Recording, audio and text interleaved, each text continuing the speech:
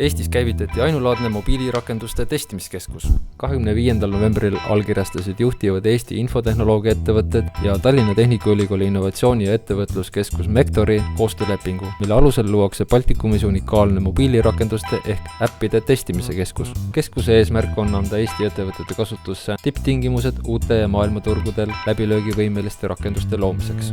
Rakenduste testimiskeskuse ehk nutilabori loomise idee sai alguse paljude osapoolte ühisest huvist suurendada Eesti ettevõtete loodavate rakenduste võimekust ja ärilist potentsiaali. Käivitatava nutilabori asukohaks on valitud TTÜ Mektori, sest osapooled soovivad ennekõike suurendada tudengite seas äppide loomise soovi. Samas on keskus avatud ka kõikidele ettevõtjatele.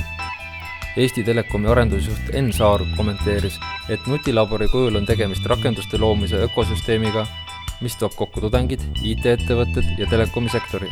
Siin saavad kõik osapooled kiiresti ja paindlikult uusi rakendusi testida ning koostöökohti leida.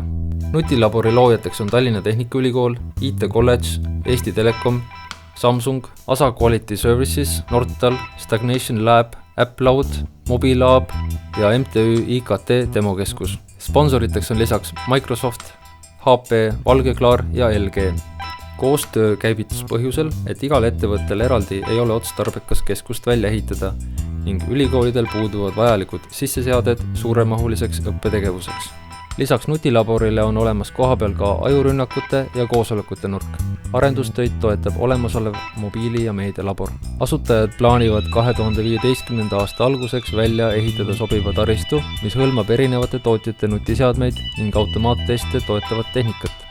Lisaks ühisele tehnikakasutusele rakenduste katsetamisel ja õppetegevusel luuakse ka tudengitest koosnev testimiskommuun.